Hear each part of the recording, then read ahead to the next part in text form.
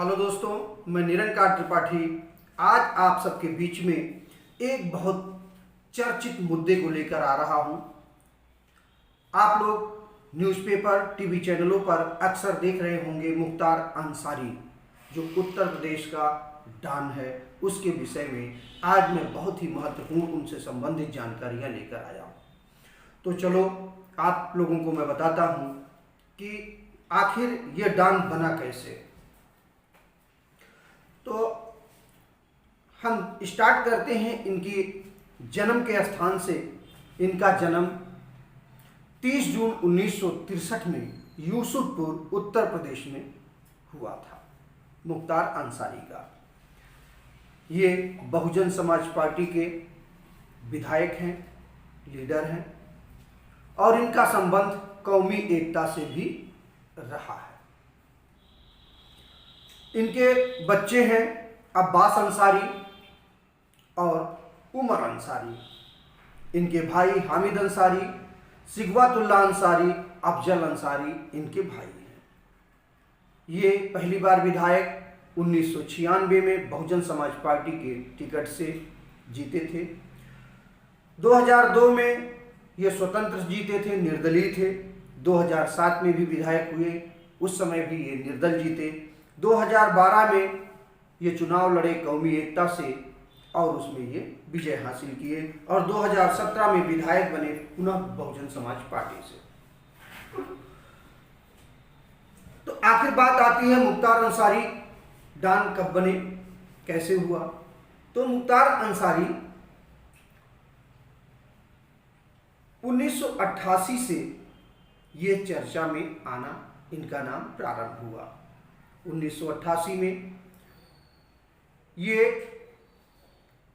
ठेकेदारी का कार्य करते थे। एक नाम आप लोगों ने सुना होगा, ब्रजेश सिंह।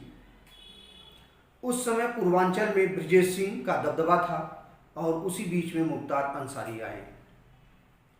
दोनों में कंपटीशन बढ़ता गया। बढ़ते बढ़ते ये प्रक्रिया अपने जंग के मुकाम पर पहुंचा। ब्रजेश सिंह कमज़ोर पड़ने लगे तो उन्होंने सोचा कि हम क्यों ना राजनीतिक शरण लें। वो राजनीति की शरण में खोजने लगे। उसी दौरान उनको एक सहारा मिला कृष्णानंद राय का। जब कृष्णानंद राय इसमें आते हैं तो अब दिक्कतें बढ़नी शुरू होती हैं कि मुख्तार अंसारी इनको भी अपना दुश्मन समझने लगते हैं।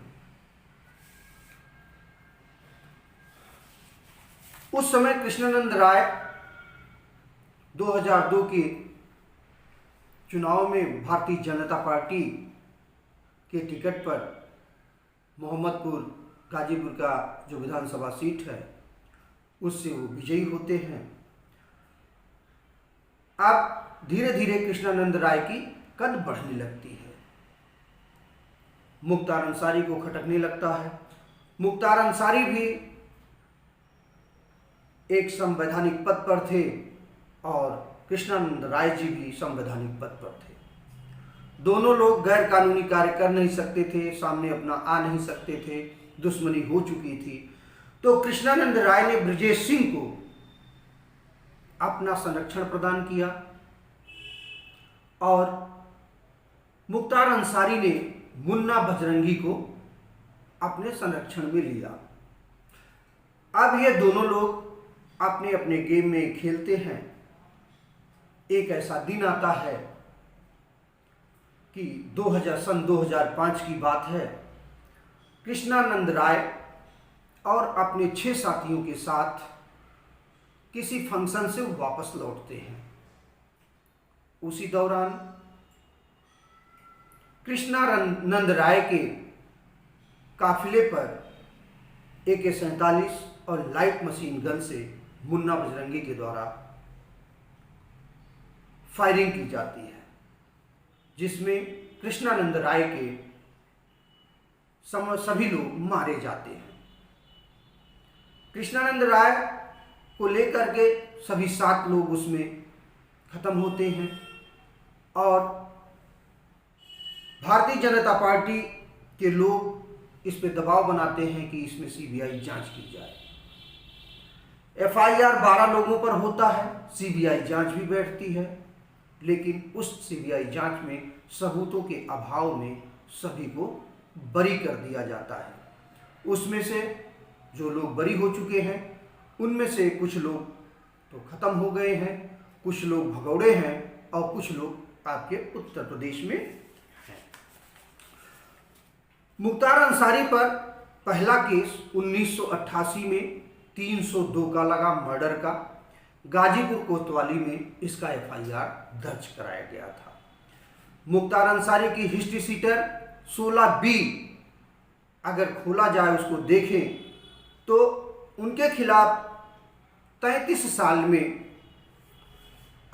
साल के आपराधिक जीवन में 302 के 18 मुकदमे और हत्या का प्रयास 307 के 10 मुकदमे दर्ज किए गए हैं।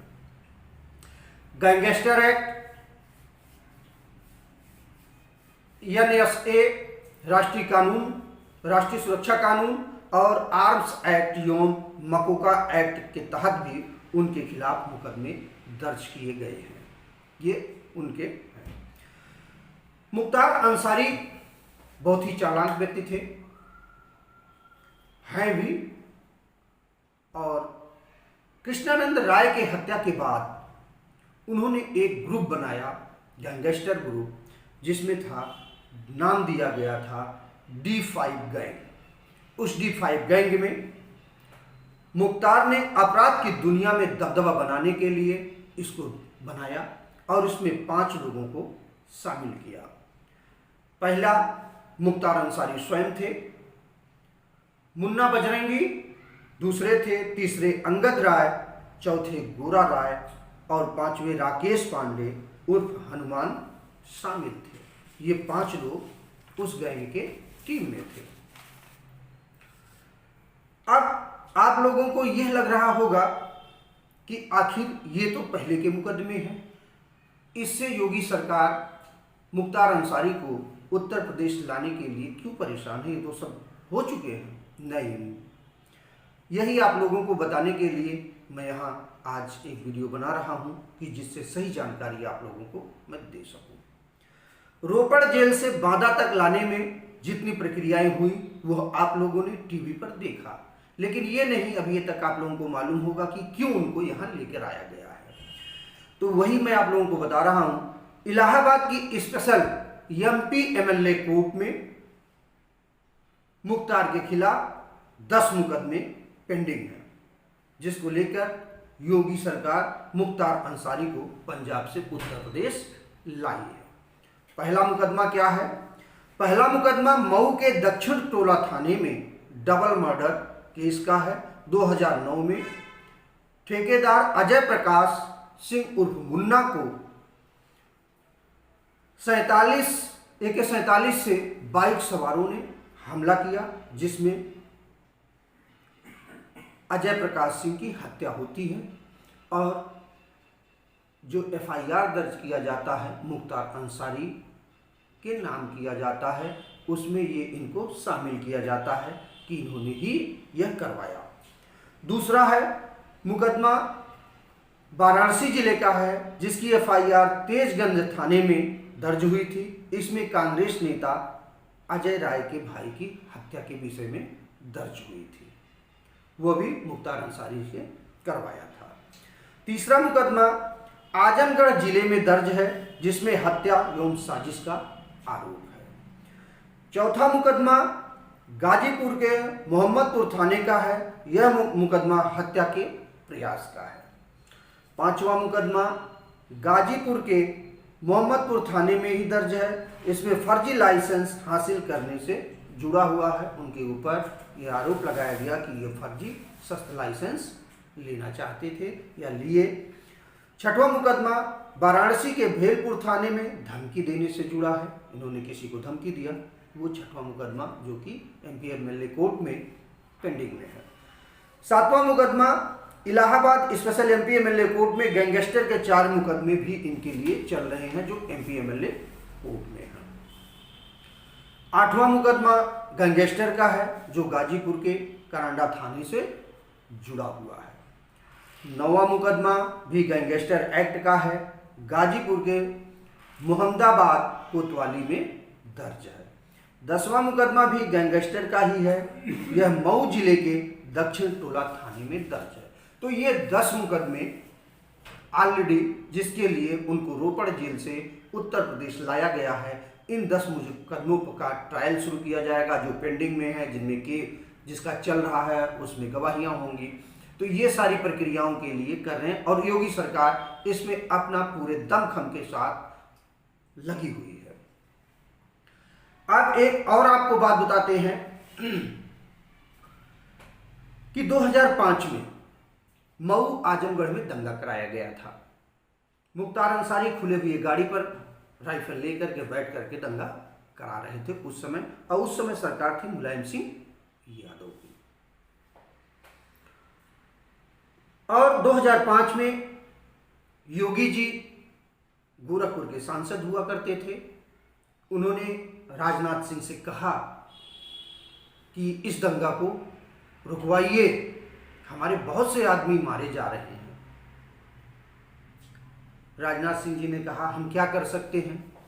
इन्होंने सभी लोगों से, जितने भी बड़े नेता थे, सबसे कहा। अंत में योगी जी ने यह कहा कि अगर आप लोग साथ नहीं चलते हैं दंगा रुकवाने के लिए तो मैं भारतीय जनता पार्टी से इस्तीफा दे दूंगा।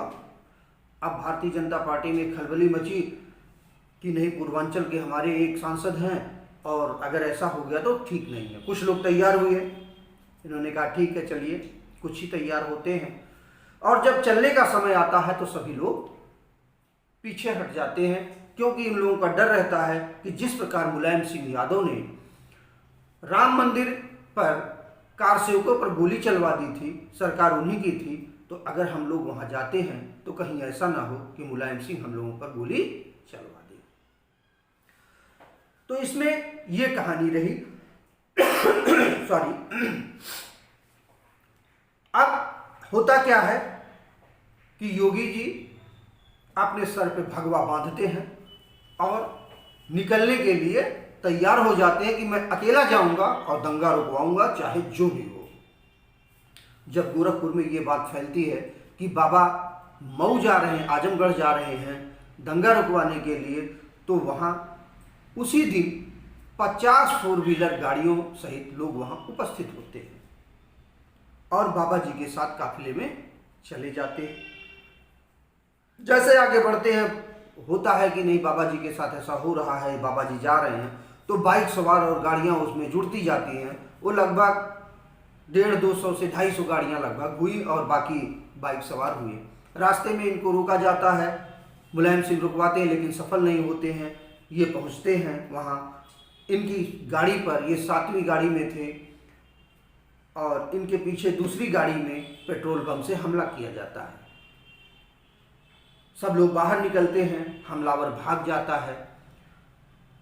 होता क्या है कि ये मुलायम सिंह जी आदेश देते हैं कि उनको रोकिए, तो पुलिस वाले कहते हैं कि साहब इनके साथ बहुत आदमी हैं, अगर हम लोग रोकने का प्रयास करते हैं तो हम लोगों को ही अपनी जान से गंवाना पड़ेगा।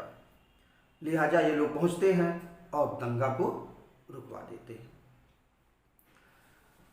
अब अभी हाल ही में आप लोगों ने एक टीवी में भी सुना होगा, एक डीएसपी जी हैं, उनका नाम मैं भूल रहा हूं, वो लाइट मशीन गन मुख्तार से बरामद किए थे, लेकिन उनको बहुत यातनाएं दी गई, क्योंकि मुख्तार अंसारी ये जानते थे कि कृष्णानंद राय जी का जो गाड़ी है वो बुलेट प्रूफ है, सामान्य असलहा जो है उस पर काम नहीं करेगा, लाइट मशीन गन ही उसको भेज सकती है। तो उससे उन्होंने मंगवाया था, मुख्तार अंसारी जी ने ये मंगवाया था, ऐसा कहा जाता है, जैसा डीएसपी के कथनानुसार है। अब डीएसपी के ऊपर दबाव पड़ते हैं कि आप इसको मत दिखाइए, क्योंकि लाइट मशीन गन पकड़े जाने के बाद इन्होंने कोटा का प्रावधान कर दिया था, लगा दिया था मुख्तार अंसारी के ऊपर। अब इनके ऊपर काफ़ी दबाव आने लगे थे, जिससे वो परेशान हो गए कि आप इसको हटाइए, आतंकवाद का मामला हटाइए। लास्ट में ये छोड़ते हैं और अपना इस्तीफा देते हैं। इस्तीफे में साफ साफ लिख देते हैं कि यहाँ पर सरकार नहीं चला रहे हैं, माफिया सरकार चलाते हैं, तो उनका इस्तीफा नहीं स्वीकार होता है। बाद में इन्होंने पुनः दूसरा इस्तीफा लिखते हैं जिसमें स्वीकार कर लिया जाता है। तो ये रही मुख्तार अंसारी की कहानी। और एक चीज़ और मैं बताना भूल गया, उसको भी बता देता हूँ। मुख्तार अंसारी के बाबा द्वितीय विश्व युद्ध में युद्ध भी किए थे भारत के समय में, और उन्हीं के खानदान में ऐसा डान पैदा हुआ। ये सोचने वाली बात है, पढ़े लिखे परिवार में ऐसा नहीं होना चाहिए, लेकिन फिर भी हुआ। क्या हुआ, आगे क्या होता है, कोर्ट क्या फैसला करती है मुख्तार अंसारी के खिलाफ, ये आप लोगों के सामने आएगा। तब तक के लिए धन्यवाद।